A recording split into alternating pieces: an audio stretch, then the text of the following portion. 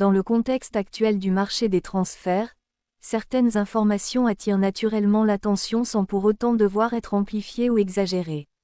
La rumeur liant Bernardo Silva au FC Barcelona s'inscrit exactement dans cette logique, une possibilité crédible sur le plan sportif, mais qui reste, à ce stade, loin d'une réalité concrète.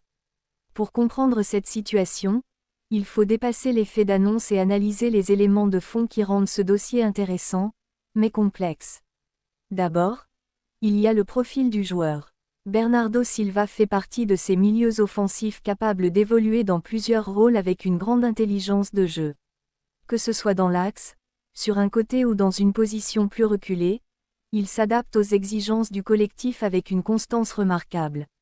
Sous les ordres de Pep Guardiola à Manchester City, il a développé une capacité rare à lire le jeu, à presser de manière structurée et à participer activement à la construction des phases offensives. Ce type de profil correspond, sur le papier, à ce que recherche traditionnellement le FC Barcelona, un joueur technique, discipliné tactiquement et capable de s'intégrer dans un système basé sur la possession et les déplacements intelligents. Cependant, il ne suffit pas qu'un profil corresponde pour qu'un transfert devienne réaliste. Le premier élément à prendre en compte est la situation contractuelle et sportive du joueur à Manchester City. Il ne s'agit pas d'un joueur en fin de cycle ou en perte de statut. Au contraire, il reste un élément important dans la rotation d'une équipe qui évolue au plus haut niveau européen. Dans ce contexte, un départ ne dépend pas uniquement de la volonté du joueur, mais aussi de la position du club, qui n'a aucune obligation de vendre. Ensuite, il y a la dimension économique. Le FC Barcelona, malgré une volonté claire de se renforcer, doit composer avec des contraintes financières bien connues. Chaque transfert doit être structuré avec précision, parfois conditionné par des départs ou des ajustements internes. Recruter un joueur du niveau de Bernardo Silva implique non seulement un coût de transfert élevé, mais aussi un salaire en cohérence avec son statut. Cela nécessite donc une planification rigoureuse, loin des décisions impulsives.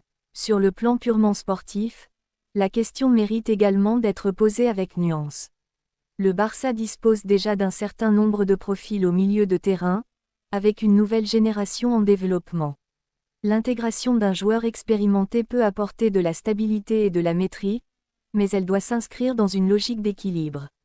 Ajouter de la qualité individuelle ne garantit pas automatiquement une amélioration collective.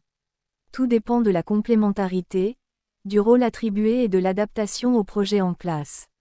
Il faut également considérer l'aspect tactique. Le football pratiqué à Manchester City sous Pep Guardiola repose sur des principes spécifiques: occupation des espaces, pressing coordonné, circulation rapide du ballon. Même si ces éléments peuvent sembler proches de la philosophie du Barça, chaque système possède ses particularités. L'adaptation d'un joueur, même de haut niveau, demande toujours du temps et une certaine flexibilité. Un autre point important concerne la temporalité du projet.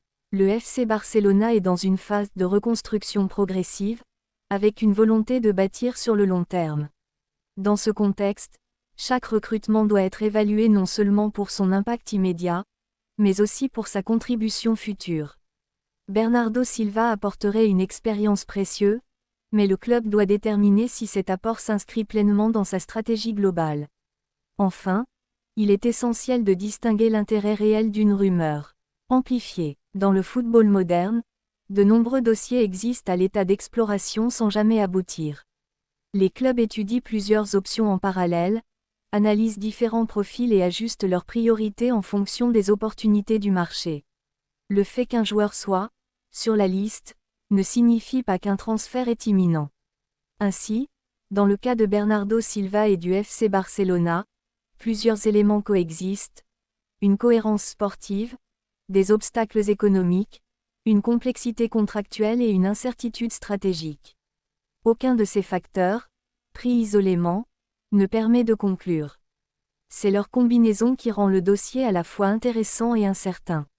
Au final, cette situation illustre parfaitement la réalité du mercato, un espace où les intentions, les contraintes et les opportunités se croisent en permanence, sans toujours déboucher sur une conclusion concrète. Et c'est précisément cette complexité qui invite à une analyse mesurée, loin des certitudes rapides.